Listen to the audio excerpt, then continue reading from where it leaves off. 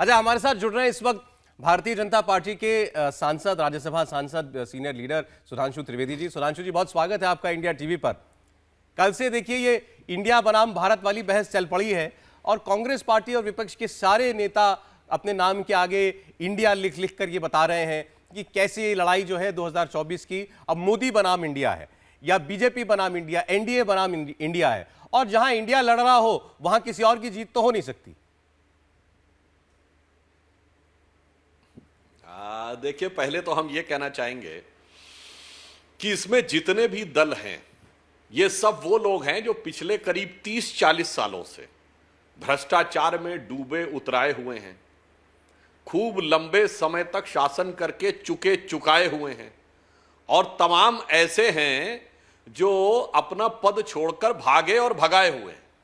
कई बार लोग अपना राष्ट्रीय अध्यक्ष का पद छोड़ दिए थे चुनाव हारने के बाद, तो हारे हराए, दगे दगाए, चुकाए हैं। दूसरी तरफ एनडीए है जिसमें मोदी जी जांचे परखे खरे और तपे तपाए हुए हैं। तो दोनों में एक जमीन आसमान का अंतर है। और इसलिए यहां पर मैं एक और लाइटर नोट पे एक बात कहना चाहूंगा सौरभ जी। बचपन में मुझे याद है, हम लोग तो बहुत बच्चे थे, यहां जो आपके जो वरिष्ठ लोग बैठे हुए हैं इन सबको याद होगा कि जब इंदिरा गांधी जी चिकमंगलूर से चुनाव लड़ी थी तो कांग्रेस के नेताओं ने, विपक्षी नेताओं का, उस समय संयुक्त विपक्ष करके था, जनता पार्टी का दौर संभव था, तो उनका मजाक उड़ाते हुए एक नारा दिया था, चिकमंगलूर चिकमंगलूर एक शेरनी 100 लंगूर जी। आज मुझे लगता है कि आज बेंगलुरु में जब ये लोग इकट्ठा हुए हैं तो ये बंगलूर एक शेर, और आगे मैं जनता के विवेक पे छोड़ता हूं, वह दृश्य, वो कंट्रास्ट पूरे देश को साफ नजर आ रहा है। तो पहली तो स्थिति यह है। अच्छा, दूसरी बात, इंडिया और भारत की जहां तक बात है, तो अभी जैसे अग्निहोत्री जी कह रहे थे, बात सही है। अगर सिर्फ नाम की बात है तो भारत का अंग्रेजी में नाम इंडिया प्रचलित है, जो नहीं होना चाहिए था मगर प्रचलित है, संविधान में भी लिखा इंडिया दैट इज भारत। पर अगर कॉन्सेप्ट की बात आती है, क्योंकि विपक्ष तो यह कह रहा ना कि हम तो साहब एक वैचारिक लड़ाई लड़ रहे हैं, द आइडिया ऑफ इंडिया, तो फिर आइडिया ऑफ इंडिया और आइडिया ऑफ भारत में जमीन आसमान का अंतर है। क्योंकि इंडिया शब्द सबसे पहले, आज से 2300 साल पहले, मेगस्थनीज जो चंद्रगुप्त मौर्य के दरबार में आया था, उसने अपनी किताब लिखी है इंडिका। तो ग्रीक और यूनानियों ने सबसे पहले इंडिया नाम दिया था, और यूनान और ग्रीक दोनों खत्म हो गए दुनिया से। उसके बाद अंग्रेजों ने नाम दिया, और यह भी एक कितना संयोग देखिए, सुंदर संयोग देखिए, कभी कभी प्रकृति भी कैसा रच देती है कि हमारी पार्टी का नाम है भारतीय जनता पार्टी, और अंग्रेजी में भी भारतीय जनता पार्टी। उससे पहले भी भारतीय जनसंघ था, अंग्रेजी में भी भारतीय जनसंघ था, मगर कांग्रेस का नाम था स्थापना के समय इंडियन नेशनल कांग्रेस। तब तो हिंदी नाम था ही नहीं, अंग्रेजों का जमाना था, तो नाम भी इंडियन नेशनल ही कांग्रेस था।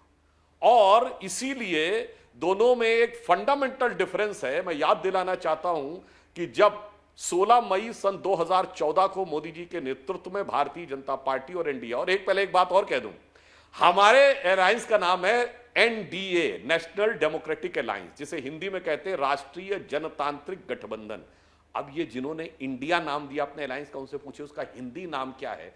तो मैंने कई बार अपने प्रतिपक्षी प्रवक्ताओं से पूछा, तो वो गूगल सर्च करने लगे कि हिंदी नाम क्या है। मतलब अंग्रेजी सोच से शुरू होकर अंग्रेजी में ही खत्म हो गए, अंग्रेजी तक ही सोचा ही नहीं कि इसका हिंदी क्या होगा, कोई मतलब ही नहीं रह गया। क्यों?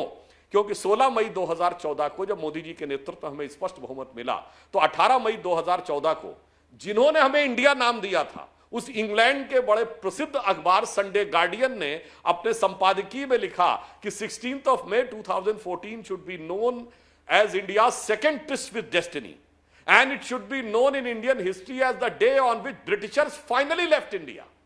उसने कहा कि ज्यादातर समय उन लोगों का शासन रहा जिनके ऊपर ब्रिटिश कॉलोनियल लीगेसी को ही वो आगे बढ़ा रहे थे। पहली बार एक ऐसे विचार के हाथ में शासन आया है जिसके ऊपर ब्रिटिश कॉलोनियल लीगेसी का कोई प्रभाव नहीं है।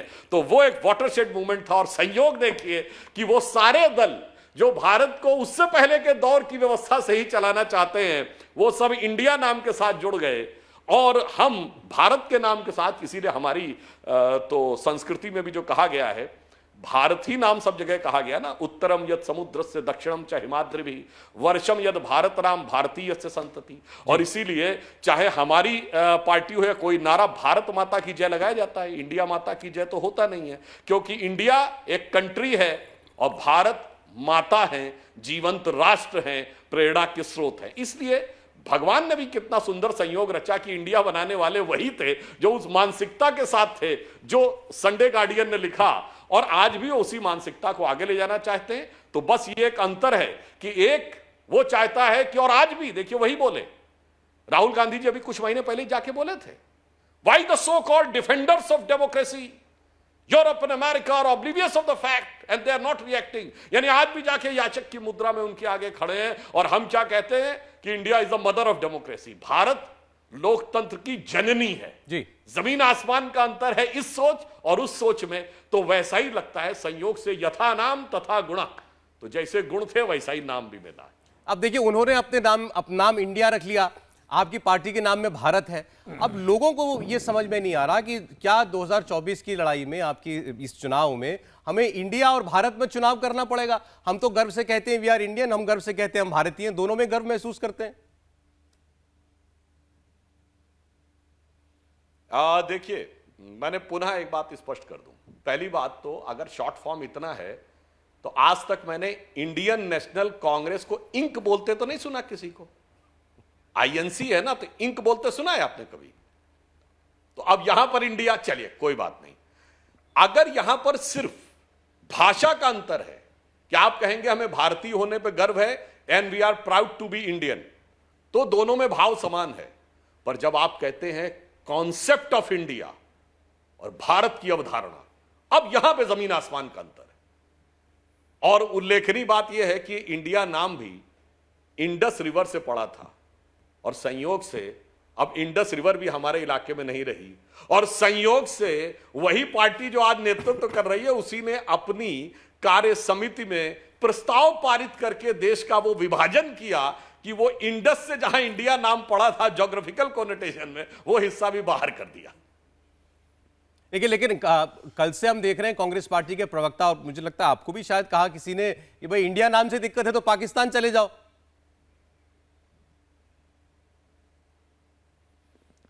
देखिए हमने तो आपसे बात कही ना, मैंने उन लोगों से भी पूछा कि इसका हिंदी में नाम बता दो, नहीं बता पाए ना, नहीं बता पाए वो हिंदी में नाम। फिर एक डिबेट में एक सज्जन गूगल सर्च करके बोले तो कहते हैं भारतीय राष्ट्रीय लोकतांत्रिक समावेशी गठबंधन। अब अगर हमने कहा इसको हिंदी में कर दे तो भार लो स, तो ये तो भार लोग हो गया। अभी तो कंफ्यूजन कल तक तो ये भी थी कि वो डी का मतलब क्या है, डी डेवलपमेंटल है या डेमोक्रेटिक है, क्योंकि पवार साहब लिख रहे थे डेमोक्रेटिक, बाकी लोग लिख रहे थे डेवलपमेंटल। तो मुझे लगता है बाद में जाकर के समझ में आया होगा कि इसको हमें क्या कहना है। लेकिन अब ठीक है, अब उसमें क्लैरिटी है, डेवलपमेंटल ही है वो।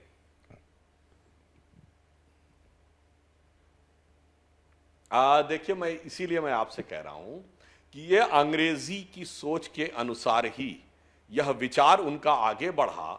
और मैं एक पंक्ति पुरानी कह देना चाहता हूं कि आज़ादी के 75 साल हो गए, मगर मानसिकता देखिए अभी कहां पे रुकी हुई है कि जो हम लोग कहते थे कि हो गए हैं स्वप्न सब साकार कैसे मान ले हम, टल गया सर से व्यथा का भार कैसे मान ले। अब आप बताइए, उसमें उस गीत में एक पंक्ति आती है कि न संयम व्यवस्था न एकात्मता है, भरी है अभी तक मनों में गुलामी, और वही राग अंग्रेजियत का पुराना सुनाते बड़े लोग नामी गिरामी।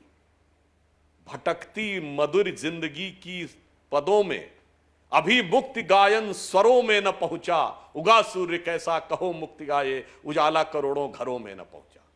अब यही स्थिति है ना कि 75 साल के बाद भी आपने कितना बढ़िया बताया कि वरिष्ठ नेता कह रहा है कि अभी वही नहीं क्लियर था कि डी का अर्थ डेमोक्रेसी है कि क्या है। मैंने जितने प्रवक्ताओं से पूछा कोई हिंदी का नाम बता ही नहीं पाया।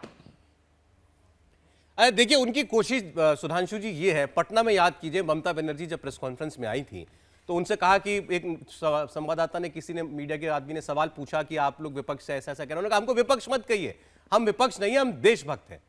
अब कल जो इंडिया नाम रखा है उसके बाद भी मैसेज ये है कि हम हैं असली देशभक्त। सामने वाले तो ढोंगी हैं, आप लोग तो ढोंगी हैं, हम असली पेट्रियट हैं। तभी एक बार जब पीडीए नाम चला था उसमें भी पेट्रियट शब्द रखने की बात थी। देखिए क्या होता है कि नाम से ज्यादा काम का महत्व होता है। तो कौन देशभक्त है उसे कहने की जरूरत नहीं पड़ती है, देश की जनता स्वयं स्वीकार करती है। और दूसरा मैं बात कह दूं, अभी आपने ममता बनर्जी जी का उल्लेख किया, आप सोचिए कितना बेहतरीन गठबंधन है कि चंद दिन पहले की तो बात है जब पश्चिम बंगाल के पंचायत चुनावों में कांग्रेस और कम्युनिस्ट पार्टी कार्यकर्ताओं की हत्याएं हुई और अपने कार्यकर्ताओं की हत्याओं को भूलकर एक दूसरे को गले लगाने लगे। अब इससे ज्यादा आप समझ सकते हैं बेबसी और लाचारी क्या हो सकती है, इसका आप इमेजिनेशन कर सकते हो। फिर सीताराम येचुरी जी का बयान भी आ गया कि नहीं नहीं हमारा जो गठबंधन है वो पश्चिम बंगाल में नहीं रहेगा। यानी स्थिति यह है, एक मैं मजाक में एक बात कहना चाहता हूं सौरभ जी, बचपन में हम लोगों ने एक कविता सुनी थी और उस कविता मुझे पूरी नहीं याद है, उसमें यह था कि एक लड़की है जो पढ़ी लिखी नहीं है तो वो अपने पति को चिट्ठी लिखवाती है। चिट्ठी लिखने के बाद वो उससे कहती है कि अच्छा पहला और आखिरी वर्ड मैं लिख लूंगी। तो बहुत उसको समझा के जाते पहला क्या लिखना, तो उन्होंने कहा पहला लिखना प्राणनाथ और अंतिम लिखना आपके चरणों की दासी, तो वो बहुत खुश हो जाएंगे। पर वो बाद में भूल गई और उसने पहला लिखा चरणदास और अंतिम में लिखा आपके प्राणों की प्यासी।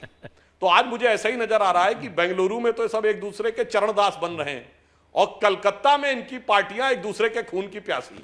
तो मुझे ऐसा लगता है कि इन पार्टियों का जो चरित्र है, और या एक और मजाक में कह दूं, आपको अगर पुरानी फिल्म याद हो मुगले आजम, तो उसमें एक डायलॉग था कि मुझे वो तख्त हरगिज कबूल नहीं जिसके पाए अनारकली के जनाजे पे रखे हो, मगर इन पार्टियों को देखिए, इन्हें तो उस तख्त की जो ख्वाबों ख्यालों में तख्त है उसकी इतनी बेसब्री है कि पाए अगर कार्यकर्ताओं के जनाजे पे भी रखे हो तो इन्हें कोई गुरेज नहीं। लेकिन आप देखिए इंटरेस्टिंग बात क्या है कि कल की उस बैठक के अंदर ऐसा लगा कि दो लोगों को खास तौर पर कांग्रेस पार्टी प्लेकेट करना चाहती थी, कह लीजिए, या उनको अटेंशन तो देना चाह ही रही थी। एक ममता बनर्जी, दूसरे अरविंद केजरीवाल, दोनों बैठे थे सोनिया गांधी की मेज के ऊपर। ये दोनों वो लोग हैं जो खुल करके वोकल रहे हैं कांग्रेस पार्टी के लिए, मतलब उनके खिलाफ बोलते रहे। देखिए यहां पर एक और बात कहूं, केजरीवाल जी वही थे जिन्होंने कांग्रेस के विरुद्ध असंसदीय शब्दों का भी प्रयोग किया, बेईमान शब्द ही नहीं चोर शब्द का प्रयोग किया। शीला दीक्षित जी के विरुद्ध 2013 के चुनाव में याद करिए, वो पोस्टर लगा के ईमानदार या बेईमान, और सारी संसद चोर है। और अब याद करिए, अभी तो फिर दोबारा वो वीडियो वायरल हो रहा है, बच्चों की कसम खाता हूं कि कभी कांग्रेस के साथ नहीं जाऊंगा, और फिर बेंगलुरु में जाते हुए जैसे सिजदे में दिखाई पड़े। तो इसी कारणों से भारत की राजनीति में नेताओं के प्रति जो विश्वसनीयता का संकट या क्राइसिस ऑफ क्रेडिबिलिटी है वो क्रिएट होता है। और ऐसी स्थिति जो मैंने आपको बताई ममता बनर्जी जी के लिए, अब एक दूसरे के प्राणों के प्यासे, एक दूसरे को चोर बेईमान कहने वाले, एक दूसरे के विरुद्ध जी जान से लड़ने वाले, और फिर कहते हैं कि हम एक साथ हैं। और आज भी पूछा जाए कि वो कितनी सीटें देंगे तो शायद उसके बारे में उन विचार। और मैं अंत में एक और बात कहूंगा जो प्रधानमंत्री जी ने कल कही कि 225 सीटें तो ऐसी हैं जहां एनडीए का 50% से ऊपर वोट है, यानी सब मिल जाए तो भी फर्क नहीं पड़ता। और सब मिलके वोट जो कोई सोचते हैं, आपके यहां सब इतने वरिष्ठ और विशेषज्ञ पत्रकार बैठे हैं, ये सब जानते हैं, अनुभव में सब मुझसे अधिक हैं, कि राजनीति में कहा जाता 2 और 2 का जोड़ हमेशा 4 नहीं होता, सोच समझ रखने वालों को कुछ नादानी दे मौला। और वो व्यवहारिक दृश्य भी आप देख चुके, पिछले उत्तर प्रदेश के चुनाव में सपा बसपा गठबंधन हुआ तो लगा था अब तो स्वीप कर जाएंगे, भारतीय जनता पार्टी उखड़ जाएगी। इसके बावजूद अब 3/4 सीटें जीत के आए, क्योंकि 2 और 2 का जोड़ हमेशा 4 नहीं होता। कितनी ग्राउंड पे केमिस्ट्री होती है वो भी सोचना अपने आप में एक विचार करने का विषय। एक सवाल हर्षवर्धन जी का। जी सुधांशु जी, आपकी बात जो ज्यादातर आपने कही उससे असहमत होने की स्थिति बड़ी कम बनती है, लेकिन एक स्थिति तो कल से बनी है ना, और ये मुझे नहीं समझ में आ रहा है कि भारतीय जनता पार्टी जिसमें विचार के लेवल पर बड़ी स्पष्टता होती है, आप यहाँ कह रहे हैं कि जब कॉन्सेप्ट की बात आती है, विचार की बात आती है तो फिर अलग हो जाता है। लेकिन कल से भारतीय जनता पार्टी के बड़े बड़े नेता इंडिया बनाम भारत कर रहे हैं, ये कितना ठीक लगता है आपको? क्योंकि लोग जो हैं जब एस्पिरेशनल इंडिया की बात नरेंद्र मोदी करते हैं, स्टार्टअप इंडिया की बात करते हैं, खेलो पढ़ो जीतो इंडिया की बात करते हैं, तो इसमें ये इंडिया बनाम भारत के नैरेटिव में भारतीय जनता पार्टी क्यों फंस रही है? बहुत अच्छा आपने बात कही। उसका कारण यह है कि हम दुनिया के शायद बड़े इकलौते और विचित्र देशों में से एक हैं जिसका हिंदी में अलग नाम है या भारतीय भाषा में अलग नाम है और अंग्रेजी में अलग नाम है। दुनिया में ऐसा नहीं है। चाइना चाइना ही है, रशिया रशिया ही है, जापान जापान ही है, ब्रिटेन ब्रिटेन ही है, जर्मनी जर्मनी है, सब भी। चूंकि हमारे यहां भाषा में अलग है और हमारे यहां अंग्रेजी भाषा भी पर्याप्त रूप में बोली जाती है, तो इसलिए जब आप कहते हैं कि चाहे संभावनाओं से भरा हुआ उत्साहित भारत और फिर आप कहते हैं कि जुबिलियंट इंडिया या एस्पिरेशनल इंडिया, तो वो सिर्फ भाषांतर है। पर जब आप विचार के अंतर की बात करते हैं तो मैंने साफ कहा इंडिया शब्द की उत्पत्ति कहां से है कि साहब इंडस रिवर के इधर का ज्योग्राफिकल इलाका, वहीं से तो इंडिया आया। सारे लोग इस पे तो किसी को असहमत नहीं। और भारत शब्द की उत्पत्ति कहां से है? संस्कृत के दो शब्दों से मिलकर बना है। भा जिसका अर्थ होता है प्रकाश, ज्ञान का प्रकाश, और रथ का अर्थ होता लगा हुआ। भारत यानी ज्ञान के अनुसंधान में निरंतर लगा हुआ, which is in the परपीचुअल pursuit of the light of knowledge. तो दोनों में जमीन आसमान का अंतर है। इसीलिए जब हम कॉन्सेप्ट के स्तर पे आते हैं तो इंडिया और भारत में जमीन आसमान का अंतर है। लैंग्वेज में चूंकि हमारे साथ एक ऐसी स्थिति है कि हमारे देश के दो भाषाओं में दो अलग नाम हैं, तो उस संदर्भ में आप देखते हो तो सिर्फ भाषाई अंतर है। विनोद अग्निहोत्री जी, मैं हर्षवर्धन जी के ही सवाल को थोड़ा आगे बढ़ा रहा हूं अपने तरीके से। एक तो सुधांशु जी, एक मैं थोड़ा सा संशोधन कर दूं, चीन के भी 3 नाम हैं। हिंदी में चीन, अंग्रेजी में चाइना, और मंदारिन भाषा में चुंख्वा बोलते हैं उसको। जैसे हम भारत बोलते हैं वैसे चुंख्वा बोलते हैं, तो उनके भी अलग अलग, अंग्रेजी में चाइना बोलते हैं। तो अलग अलग स्थानीय भाषाओं में नाम देशों के हैं। यूनान बोलते हैं, ग्रीस बोलते हैं, मिस्र बोलते हैं, इजिप्ट बोलते हैं। तो इस तरह अब मैं बात कर रहा हूँ उसकी, आपने बिल्कुल सही कहा कि भारत का विचार जो है वो सदियों पुराना है, हजारों साल पुराना है। उसका कोई समय सीमा नहीं है कब से शुरू हुआ। और इंडिया जो आपने कहा कि मेगास्थनीज की किताब से वहाँ से शुरू होता है। ये थोड़ी बात उनको विश्व शर्मा जी को भी बता दीजिएगा कि अंग्रेजों ने नहीं, मेगास्थनीज की किताब से इंडिया आया है। तो आपके मुख्यमंत्री हैं तो उनको बता दीजिए, थोड़ा जानकारी उनकी ठीक हो जाएगी। दूसरा ये है कि जब आप आइडिया की बात कर रहे हैं तो बिल्कुल सही बात है। आइडिया ऑफ इंडिया और आइडिया भारत, भारत ज़्यादा विशाल है, व्यापक है और सतत सनातन है। तो फिर स्टार्टअप इंडिया की जगह स्टार्टअप भारत क्यों नहीं होना चाहिए?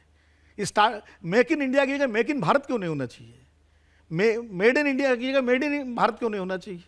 डिजिटल इंडिया की जगह डिजिटल भारत क्यों नहीं होना चाहिए? तो कहीं ना कहीं आपके भी जो सरकार के जो शीर्षक हैं, टाइटल हैं, कॉन्सेप्ट है, उसमें इंडिया, आइडिया ऑफ इंडिया आ ही जाता है। इसको कैसे व्याख्या करेंगे? आपने जो बहुत अच्छी बात कही मान्यवर, आपने जितने भी नाम लिए ये कार्यक्रमों के नाम लिए और अंग्रेजी में नाम लिए। जैसे स्टार्टअप इंडिया, स्टार्टअप भी अंग्रेजी का शब्द है, इंडिया भी अंग्रेजी का शब्द है। स्किल इंडिया, स्किल भी अंग्रेजी का शब्द है, इंडिया भी अंग्रेजी का शब्द है। तो ये तो भाषांतर है। पर जब आपने आइडिया ऑफ की बात कही तो आइडिया ऑफ इंडिया और आइडिया ऑफ भारत में जमीन आसमान का अंतर है, क्योंकि उनके लिए इंडिया एक स्टेट है और भारत जो है शाश्वत सनातन राष्ट्र है। और ये सदा सर्वदा से इसकी स्थिति वो है जो श्री अरविंद घोष ने कहा था कि शरीर में जो स्थान आत्मा का है, इस विश्व में वो स्थान भारत का है। और इसीलिए भारत वो एक अलग राष्ट्र है, मतलब जिसके लिए कहा गया गायन्ति देवा किल गीत कानी धन्यास्तुते भारत भूमि भागा। देवता जिसकी स्तुति में गीत गाते हैं वह भारत भूमि धन्य है। और क्या श्रेष्ठता है? स्वर्गा पवर्गास्पद भाग हेतु भवंति भूया पुरुषा सुरस्तात्। स्वर्ग के समस्त सुखों का भोग करने के बाद मनुष्य रूप में यहां जन्म लेने को लालायित रहते हैं, क्योंकि मोक्ष यहीं से मिलता है। तो मोक्ष भूमि भारत है, मोक्ष भूमि इंडिया नहीं है।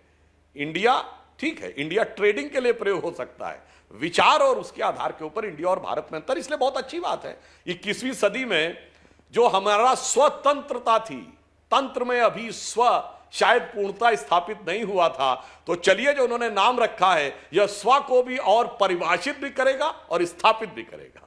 वैसे देखिए ये बातें तो हमारे देश में आपसे नहीं, जब संविधान लिखा जा रहा था तब से चल रही है प्रदीप जी। उस वक्त भी ये विचार चला कि इसमें कि इंडिया नाम डाला जाए या भारत डाला जाए। फिर आज हमारे कॉन्स्टिट्यूशन में लिखा है India that is Bharat, India जो कि भारत है। तब ये भी कहा था किसी ने कि इसको उल्टा करिए, भारत दैट इज इंडिया, ऐसे लिखिए। फिर वो अर्थ में वैसे ही लिखा गया इंडिया दैट इज भारत। और ये भी इंटरेस्टिंग है कि ये नाम राहुल गांधी ने सुझाया है, जिनके ऊपर आरोप ये लगता है कि वो विदेश में जाकर भारत की बदनामी करते हैं। आप भी कुछ जोड़ना चाह रहे थे? नहीं, मैं एक प्रश्न पूछना चाहता था सुधांशु जी से कि ये जो गठबंधन बन रहा है, इसमें देखिए ऐसे लोग मिल रहे हैं जिनके आपस में बात करने की भी संभावना नहीं थी। अरविंद केजरीवाल और कांग्रेस पार्टी, ममता बनर्जी और सीपीएम। ममता बनर्जी सीताराम येचुरी का नाम लें बैठक में, उनकी चर्चा करें, ये इस बैठक से पहले कल्पना करना थोड़ा मुश्किल था। तो क्या इस गठबंधन की संभावना ने भारतीय जनता पार्टी के लिए 2024 का रास्ता थोड़ा मुश्किल कर दिया है? देखिए, प्रदीप जी ने जो प्रश्न पूछा है, अक्सर लोगों के मन में बात आता है, परंतु आप जरा सा तथ्य में देखें, उन्होंने दो लोगों का नाम लिया, अरविंद केजरीवाल जी और ममता बनर्जी जी। ममता बनर्जी जी के नाम पर दिल्ली या पंजाब में कितना वोट मिल सकता है सबको पता है, या केजरीवाल जी से बंगाल में कितना वोट मिल सकता है। तो ये सब लोग तो अपनी तरफ से पूरी जी जान लगा के लड़े ही हैं, इसमें तो कहीं कोई समस्या नहीं है। अब जो इन्होंने कहा कि हमारा वोट, ये अगर वोट ट्रांसफर कराने की स्थिति है तो सिर्फ एक कांग्रेस पार्टी है, यानी अगर सेक्रीफाइस करना होगा तो कांग्रेस को करना होगा, क्योंकि उसका 2%, 4%, 6% सही पर हर राज्य में वोट है। और ये सारी पार्टियां क्या चाहेंगी कि कांग्रेस तो हमको वोट ट्रांसफर कर दे, हम कांग्रेस को कुछ नहीं देंगे, क्योंकि जिन राज्यों में कांग्रेस भाजपा का सीधा मुकाबला है, चाहे मध्य प्रदेश हो, राजस्थान हो, छत्तीसगढ़ हो, वहां इन पार्टियों का कुछ नहीं है। तो अब अंततः तो राहुल गांधी जी को तय करना होगा कि वो कितनी और कैसी कुर्बानी देने को तैयार है। फिर मैं कह रहा हूं, मगर vote as it is transfer नहीं होता है, वोट ट्रांसफर करवाना इतना आसान काम नहीं होता है। इसलिए मैं, वो एक अलग विषय है, विचार करने का विषय, परंतु मैं सिर्फ ये कहना चाहता हूं, आपकी बात बिल्कुल सही है, जो एक दूसरे को देखने को तैयार नहीं है और जब मिलते हैं तो एक दूसरे से नजर चुराते हैं। तो मुझे वो पुराने गीत की पंक्ति याद आती है जो विपक्ष के इस गठबंधन पे सटीक लगती है कि मिलो ना तुम तो हम घबराएं, मिलो तो आंख चुराएं, हमें क्या हो गया है। वही स्थिति है, दूर रहते हैं तो कहते नहीं मिलना जरूरी है, और जब मिलते हैं तो एक दूसरे की तरफ नजर मिलाकर बात भी करने से कतराते हैं। सुधांशु जी, एक सवाल और आता है, चूंकि कल से जब से ये नाम हुआ है, ये गठबंधन का संक्षिप्त इंडिया, और आपने भी अभी बहुत विस्तार से बताया, डिबेट भी इस पे खूब चल रही है।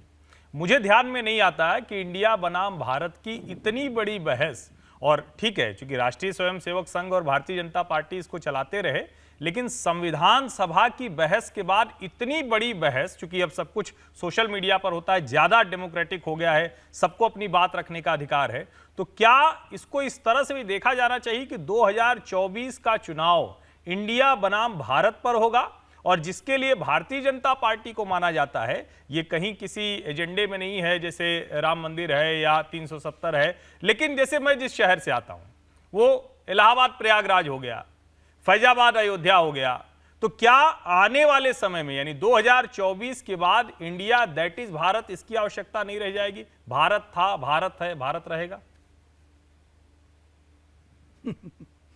देखिए, आपने बहुत अच्छी बात कही, तभी तो मैंने अपने प्रारंभिक वक्तव्य में भी ये कहा कि तो इसे तो मैं एक ईश्वरीय संयोग मानता हूं कि वो भारत बनाम इंडिया जो एक वैचारिक विषय था, जो उस ढंग से पॉलिटिकल डिस्कोर्स में नहीं आ रहा था, अब वो कांग्रेस या राहुल गांधी जी या उनके जो अंग्रेजी माइंडसेट के सलाहकार हैं, या जिसने भी दिया हो, ये हमें आइडिया नहीं है, वो उनको ज्यादा बेहतर पता होगा, उन लोगों ने इन्हें लाकर स्थापित कर दिया।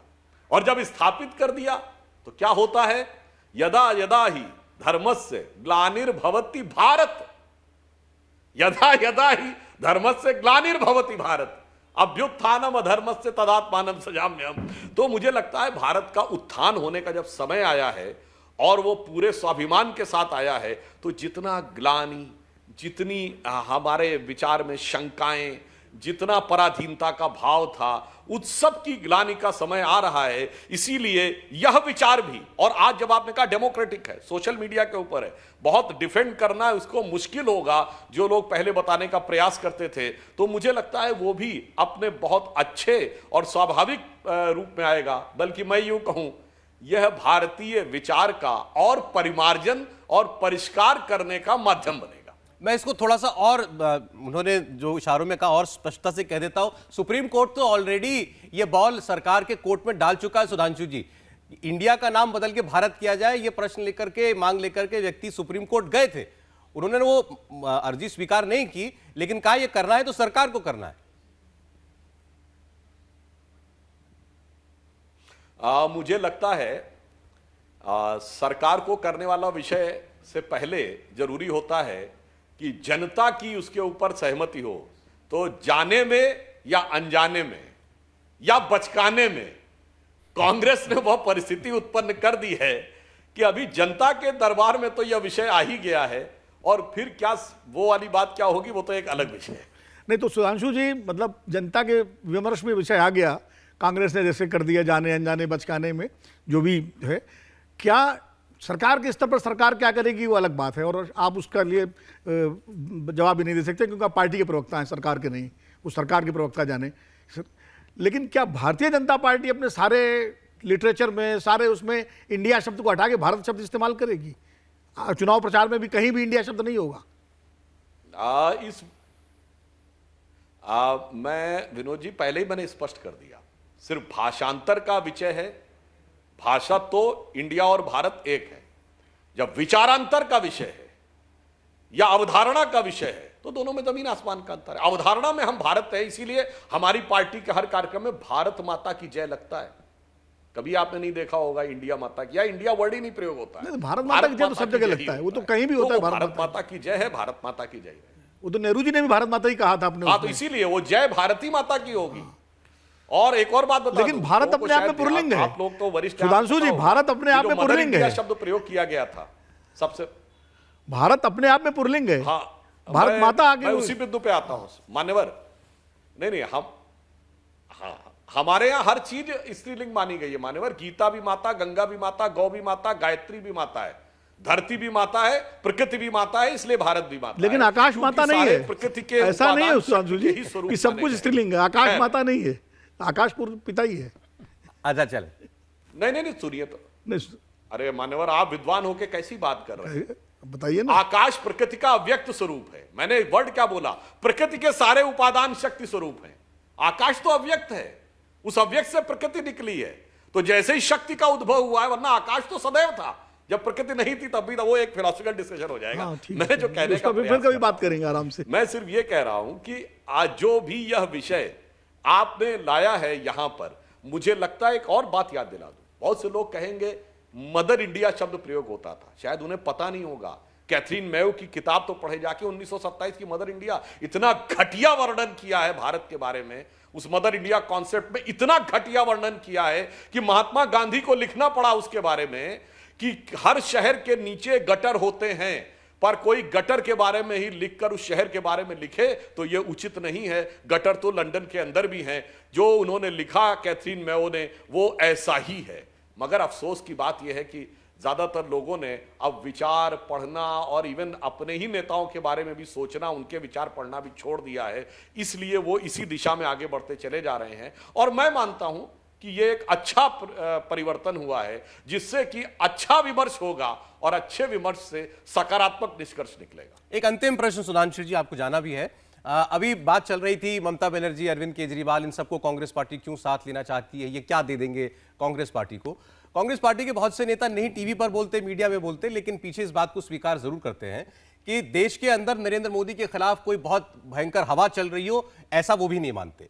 लेकिन इसीलिए यह जरूरी है कि ये लोग सब साथ आए।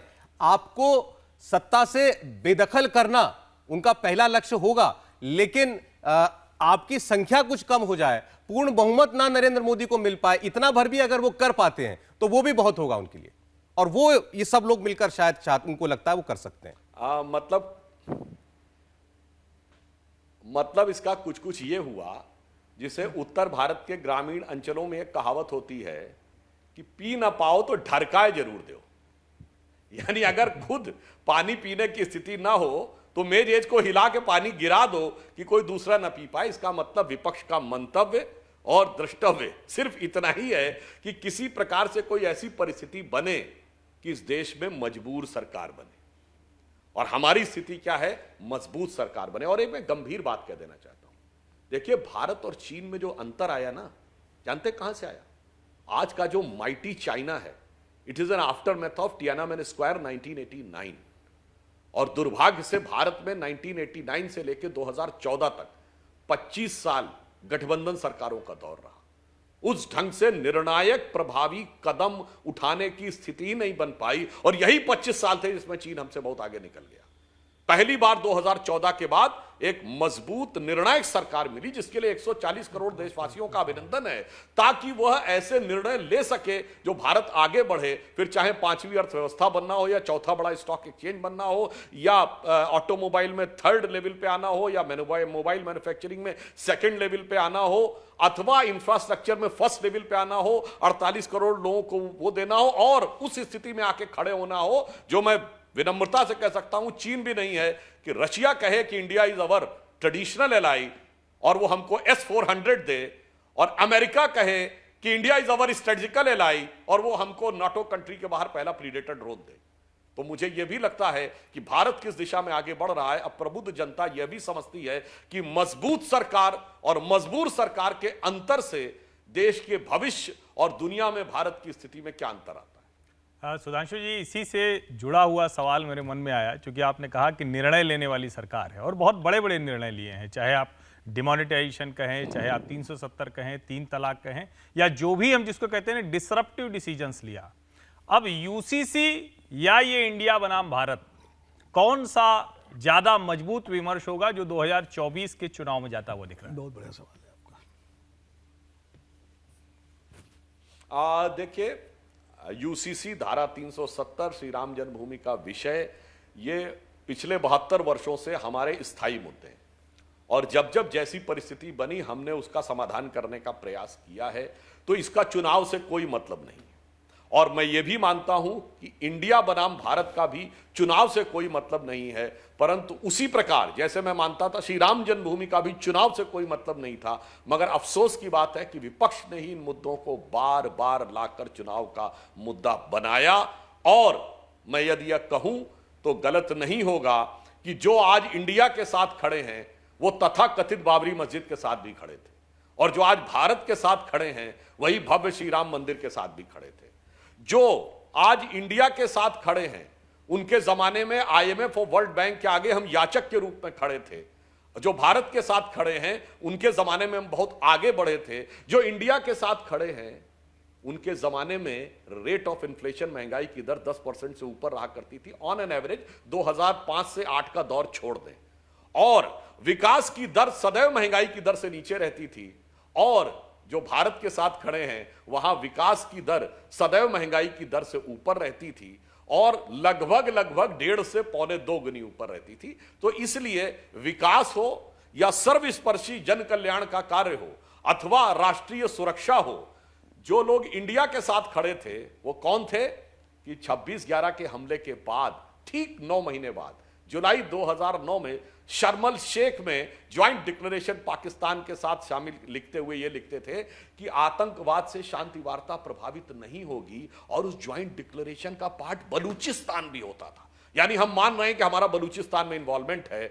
और ये वो होते थे जिनके लिए बैरक ओबामा ने अपनी किताब प्रॉमिस लैंड में लिखा कि 2010 में मनमोहन सिंह जी से वार्ता के आधार पे कि 26/11 के बाद भारत की फौज आक्रमण करने को तैयार थी या कोई बड़ी कार्रवाई करने को तैयार थी, मगर उस समय की कांग्रेस सरकार ने इसलिए अनुमति नहीं दी कि उसके उपजे वातावरण से भाजपा को लाभ हो सकता है। और जो भारत के साथ खड़े उन्होंने ये स्थिति बनाई, उड़ी बालाकोट तो छोड़िए, वो स्थिति बनाई कि पाकिस्तान की नेशनल असेंबली में वहां के मेंबर ऑफ पार्लियामेंट का वो बयान याद करिए कि उसने कहा, शाह महमूद कुरैशी साहब जो उस समय फॉरेन मिनिस्टर थे वो आए, आर्मी चीफ आए और उनके पांव कांप रहे थे। ये फ्लोर ऑफ द हाउस पे दिया गया बयान है। और उन्होंने कहा, खुदा का वास्ता है शाम तक अभिनंदन को वापस कर दो वरना इंडिया अटैक कर देगा। ये अंतर है कि कहां पर वो उनके जमाने में था, कहां चाहे तो। इसीलिए राष्ट्रीय सुरक्षा, अर्थव्यवस्था, राष्ट्रीय स्वाभिमान, राष्ट्रीय गौरव, जन कल्याण, सब में जमीन आसमान का अंतर है। इसीलिए मैं अंत में सिर्फ ये कहूंगा कि अरुण गगन पर महाप्रगति का अब ये मंगल गान उठा, करवट बदला अंगड़ाई ली, सोया हिंदुस्तान उठा। जो शायद सोए हैं उनको भी जगाने का काम खुद ब खुद ये सब बातें कर देंगी जो विपक्ष ने उठाया। इंडिया टीवी हर वक्त हर जगह डाउनलोड करने के लिए सर्च करें India TV news Google play store या ऐप स्टोर पर।